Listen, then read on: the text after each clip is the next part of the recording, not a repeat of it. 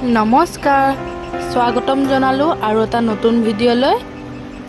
আজি ঔটেঙা আৰু মাছ বনাম।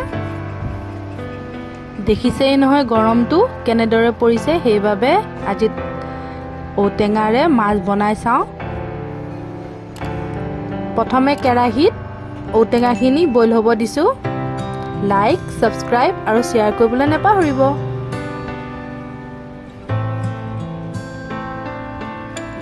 আৰু এটা কেৰাহীত মাছখিনিও ফ্ৰাই কৰি ল'ম।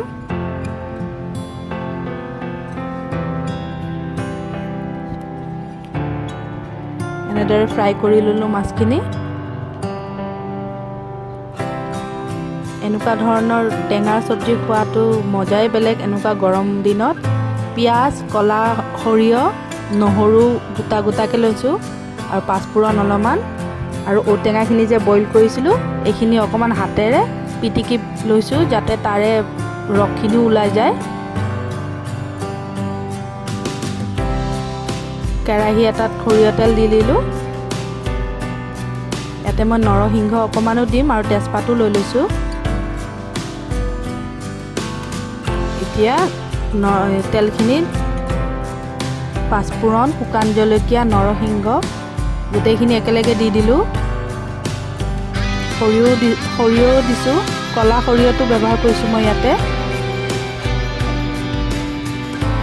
এনেদৰে ভাজি ল'ম প্ৰথমে, আৰু যিখিনি বইল কৰি ৰাখিছিলোঁ মই ঔটেঙা এইখিনিও দি দিছোঁ। ঔটেঙাৰ জোল যে বৰ ভাল লাগে, আপোনালোকেও এনেদৰে ঘৰত বনাই চাবচোন। এতিয়া নিমখ দি দিলোঁ, হালধিও দি দিলোঁ।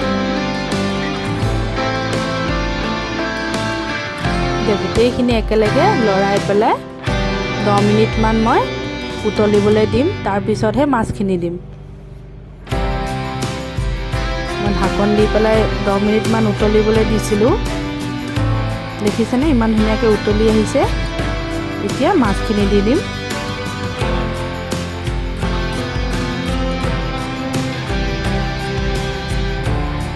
গৰম দিনত যে ভাত খাবলৈ মন নাযায়, কিন্তু এনেকুৱা ধৰণৰ টেঙা জোল বনালে সকলোৱে খাব। আমাৰ যে এনেকুৱা ঘৰত টেঙা জোল গৰম দিনত বনোৱা হয়েই বেছিভাগ, আৰু খাবলৈও বৰ টেষ্টি হয়।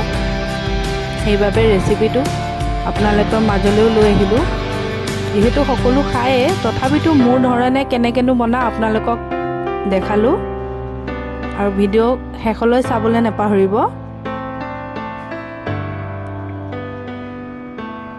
এনেদৰে মই 15-20 মিনিটমান উতলিবলৈ দিম, আৰু জুইৰ ফ্লেমটো ল' টু মিডিয়াম ৰাখি পেলাই বনাই আছোঁ।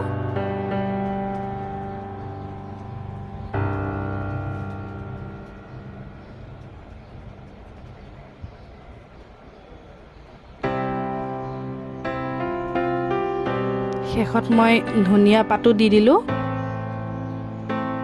দেখিছেনে মোৰ ঔটেঙাৰ মাছৰ জোল তৈয়াৰ হৈ গ'ল। একদম সহজ পদ্ধতিৰে বনোৱা হৈছে। ইয়াতে বেছি মছলা ব্যৱহাৰ কৰা হোৱা নাই। যিহেতু গৰম দিনত মছলাজাতীয় বস্তু পেটৰ বাবেও অপকাৰী, সেইবাবে এনেকুৱা ধৰণৰ টেঙা খাবই লাগে আমি। মুখবিলাকো যিহেতু বহুত কেনেকুৱা হৈ থাকে, খাবলৈ মন নাযায়, সেইবাবে টেঙা জোল হ'লে খাবলৈ পাৰি ভাত অকণমান। আপোনালোকে এনেদৰে ঘৰত বনাবলৈ নাপাহৰিব দেই। আজিলৈ আহিছোঁ তেন্তে, আকৌ এটা নতুন ভিডিঅ' লৈ লগ পাম আপোনালোকক। ধন্যবাদ।